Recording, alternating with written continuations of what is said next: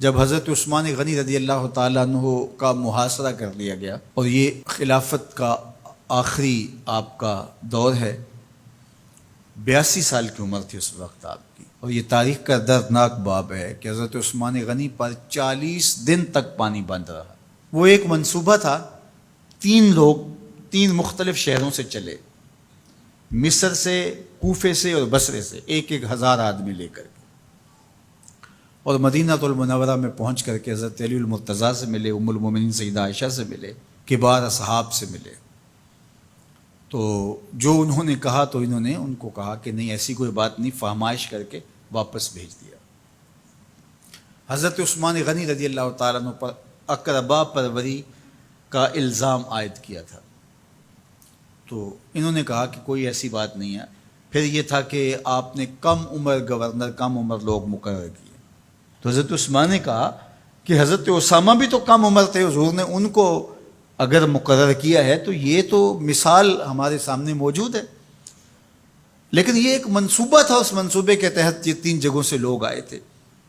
وہ 3 دن کی مسافت کے بعد پھر تینوں واپس آ گئے، تو یہ ایک سوالیہ نشان ہے کہ تینوں کیوں واپس آ گئے، کوئی ایک تو نہ آتا نا، تو یہ سب طے شدہ منصوبہ تھا۔ اور پھر انہوں نے مدینہ المنورہ کو گھیر لیا، اور جس طرح سے بلوائیوں نے حالات پیدا کر دیے، سیدنا علی المرتضیٰ رضی اللہ تعالیٰ عنہ تو شہر مدینہ سے باہر تشریف لے گئے تھے، اور اپنے بیٹوں امام حسن اور امام حسین رضی اللہ تعالیٰ عنہ کو حضرت عثمان غنی کے دروازے پر مقرر کیا تھا کہ ان کو ضرر نہ پہنچنے دینا۔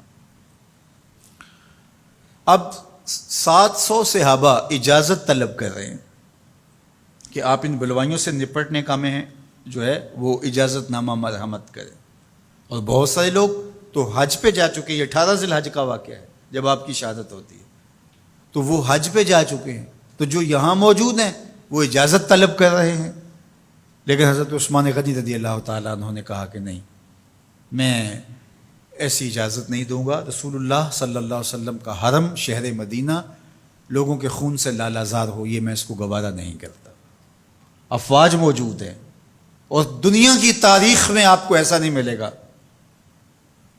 کہ اتنی بڑی حکومت کسی کے پاس ہو اور وہ خود گھیر لیا جائے، اس کا پانی بھی بند ہو جائے، اور وہ حکم دے کہ نہیں، میرے لیے آپ ایک قطرہ بھی خون نہیں بہائیں گے۔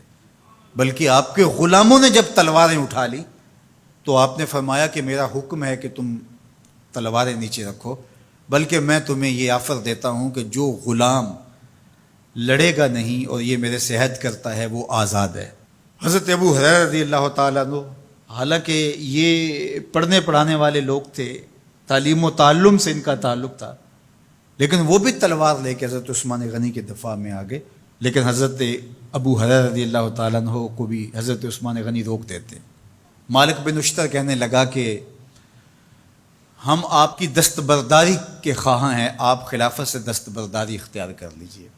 تو حضور علیہ الصلوۃ والسلام کے اس جانثار صحابی نے، حضرت عثمان غنی نے فرمایا یہ نہیں ہو سکتا۔ دستبردار کیوں نہیں ہوئے؟ لگتا تھا یہ سب سے زیادہ آسان تھا، لیکن حضور نے ارشاد فرمایا تھا، اے عثمان، تمہیں اللہ ایک قمیض پہنائے گا، لوگ اس کو اتارنا چاہیں گے، تم کبھی نہ اتارنا۔ تو اس سے مراد خلافت کی قمیض ہے، اور ان کی شہادت کی خبر بھی اللہ کے محبوب علیہ السلام نے دی تھی، اور اگر آپ دستبردار ہو جاتے تو یہ ایک کھلونا بن جاتا، بازیچہ بن جاتی خلافت۔ چند آدمیوں کے پریشر سے خلافت سے دستبرداری کرنا پڑتی۔ اچھا، ایک یہ سوال بھی پیدا ہوتا ہے، چند باغی تھے، ان کو کس طرح کچل دیا جاتا؟ لیکن حضرت عثمان غنی یہ نہیں چاہتے تھے۔ ایک تو یہ کہ مدینے کی حرمت پامال نہ ہو، اور دوسرا پورے عالم اسلام کو آگ لگانے کا جو منصوبہ تھا، 3 مختلف شہروں سے 1000 آدمی لایا گیا ایک منصوبے کے تحت، اور انہیں لاشیں چاہیے تھیں، اور جو ان کے پیچھے کام کر رہے تھے نادیدہ ہاتھ، ان کا منصوبہ یہ تھا کہ یہاں سے مختلف سمتوں میں، یہ تینوں شہر مختلف سمتوں میں تھے، تینوں سمتوں میں جب لاشیں جائیں گی تو پورے عالم اسلام کو ہم جو ہے وہ خانہ جنگی کی آگ میں دھکیل سکیں گے۔ تو حضرت عثمان غنی ان سازشوں سے آگاہ تھے، تو سب سے اہون اور آسان یہ تھا کہ قربانی پیش کر دی جائے، اور پھر انہوں نے سن بھی رکھا تھا کہ 2 شہید ہیں، شہید تو انہوں نے بہرحال ہونا ہے، تو لہٰذا میں خلافت سے دستبردار بھی نہیں ہوں گا، اور شہر مدینہ کی حرمت بھی پامال نہیں ہونے دوں گا۔ اور تیسری بات یہ ہے کہ میں خود مظلوم شہید کر دیا جاؤں، تو وہ آپ نے یہ گوارا کر لیا۔ تو 18 ذوالحج تھا، جمعے کا ہی دن تھا، اور حضرت عثمان غنی رضی اللہ تعالیٰ عنہ روزے سے تھے، عصر کا وقت تھا، قرآن مجید کی تلاوت کر رہے تھے۔ حضرت امام حسن، امام حسین اور حضرت عبداللہ بن زبیر اور دیگر لوگ آپ کے دروازے پہ پہرا دے رہے تھے، لیکن باغی پچھلے گھر سے دیوار پھلانگ کے آپ کے گھر میں داخل ہوئے اور تلوار سے وار کیا۔ آپ کی زوجہ حضرت نائلہ آگے بڑھی اور ہاتھ سے روکنا چاہا، آپ کی انگلیاں کٹ گئیں۔ پھر دوسرا وار کیا تو حضرت عثمان غنی رضی اللہ تعالیٰ عنہ کا دایاں ہاتھ کٹ کے گر گیا۔ حضرت عثمان غنی رضی اللہ تعالیٰ عنہ نے افسوس کیا اور کہا کہ تم نے وہ ہاتھ کاٹ دیا جس سے میں وحی کی کتابت کیا کرتا تھا۔ پھر اس کے بعد آپ پر 9 وار کیے گئے اور آپ کو شہید کر دیا گیا، اور آپ کا خون قرآن مجید پڑھتے ہوئے اس آیت پہ گرا، فَسَيَكْفِيكَهُمُ اللَّهُ وَهُوَ السَّمِيعُ الْعَلِيمُ۔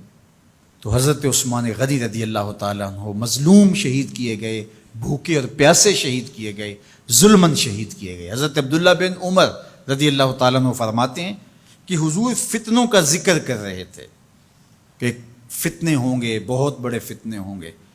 تو ایک شخص نے چادر اوڑھی ہوئی تھی اور وہ مجلس واعظ کے قریب سے گزرا جہاں حضور کچھ ارشاد فرما رہے تھے، تو آقا کریم نے اشارہ کر کے کہا اس دن یہ شخص حق پہ ہوگا۔ عبداللہ بن عمر کہتے ہیں کہ میں اٹھا اور جا کے دیکھا تو وہ حضرت عثمان تھے۔ تو میں نے حضرت عثمان کے چہرے کو پکڑ کے تھوڑا سا حضور کی جانب کیا اور میں نے کہا حاذا، حضور یہ؟ اللہ کے محبوب فرمایا ہاں یہی، جب فتنے ہوں گے تو فرمایا یہ حق پہ ہوگا۔ تو حضرت عثمان غنی رضی اللہ تعالیٰ عنہ حق کی راہوں کے مسافر، جنہیں حضور کی زبان سے شہید کہا گیا، اور شہید کسی کا انجام ہوتا ہے، تو حضور نے فرمایا یہ شہید ہوگا۔ شہید وہی ہوتا ہے جو بحالت ایمان اس دنیا سے راہ خدا میں اپنی جان قربان کرے۔ فرمایا فَإِنَّمَا عَلَيْكَ نَبِيٌّ وَصِدِّيقٌ وَشَهِيدَانِ، اے پہاڑ رک جا، تو جانتا نہیں تیرے اوپر اللہ کا ایک نبی ہے، ایک صدیق ہے اور 2 شہید ہیں۔ تو حضرت عثمان غنی رضی اللہ تعالیٰ عنہ عظمتوں کے مینار، اللہ اکبر۔ تو یہ حضرت عثمان غنی رضی اللہ تعالیٰ عنہ کا یہ کارنامہ تھا کہ آپ نے اپنی جان پیش کر کے امت کو جو ہے وہ فتنوں سے محفوظ کر لیا اور امت کو بچا لیا۔ حضرت عثمان غنی رضی اللہ تعالیٰ عنہ پہ کروڑوں رحمتیں، کروڑوں سلام۔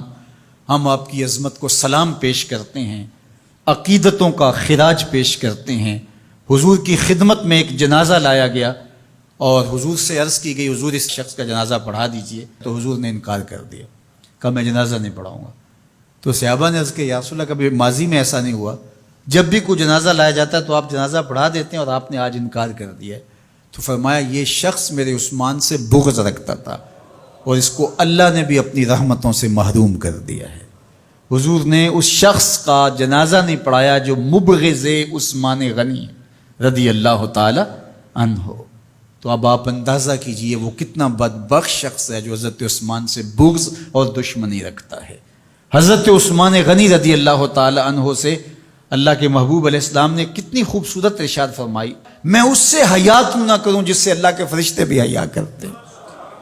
یعنی عثمان غنی وہ ہیں جس سے اللہ کے فرشتے بھی حیا کرتے ہیں، اور جو عثمان غنی کا حیا نہیں کرتا اس سے بڑا بے حیا کون ہو سکتا ہے۔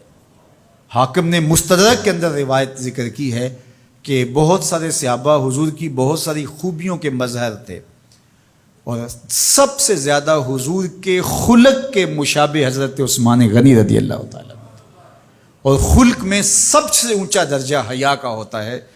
تو حضرت عثمان غنی رضی اللہ تعالیٰ عنہ حیا کے اس مقام پہ فائز المرام تھے جو انہی کا مقصوم تھا۔ اللہ ہمیں حضور کے اہل بیت، حضور کے اصحاب، بلکہ حضور کے در کی مٹی کی تعظیم بھی نصیب کرے۔ اقبال نے کہا تھا خاک طیبہ از دو عالم خوش ترست، آن خنک شہرے کے آنجا دل برست۔ ہمیں تو طیبہ کی مٹی بھی اچھی لگتی ہے اس لیے کہ وہاں محبوب جو رہتے ہیں۔ تو محبت تو اس چیز کی متقاضی ہوتی ہے، محبوب کی راہوں کو بھی سلامی پیش کی جائے۔ تو جو حضور علیہ السلام کے ساتھ منسوب اتنی وقی نسبتیں ہیں ان کا احترام کیوں نہیں کریں گے؟ تو حضرت عثمان غنی تو داماد رسول ہیں، حضرت عثمان غنی تو ذو النورین ہیں، حضرت عثمان غنی تو حضور علیہ الصلوۃ والسلام کے محبوب اور حضور علیہ الصلوۃ والسلام کے پیارے ہیں، ان کو جنت کی بشارت دی گئی ہے، عشرہ مبشرہ میں سے ہیں، 4 جلیل القدر خلفاء میں ان کا نام شامل ہے، اور پھر حضور کی 2 صاحبزادیاں ان کے نکاح میں آقا کریم نے ان کو شہید خود قرار دیا، اور میرے اور آپ کے آقا و مولا نے کہا آج کے بعد کوئی عمل عثمان کو نقصان نہیں دے گا، اور کہا عثمان سے میں حیا کیوں نہ کروں، اس سے اللہ کے فرشتے بھی حیا کریں۔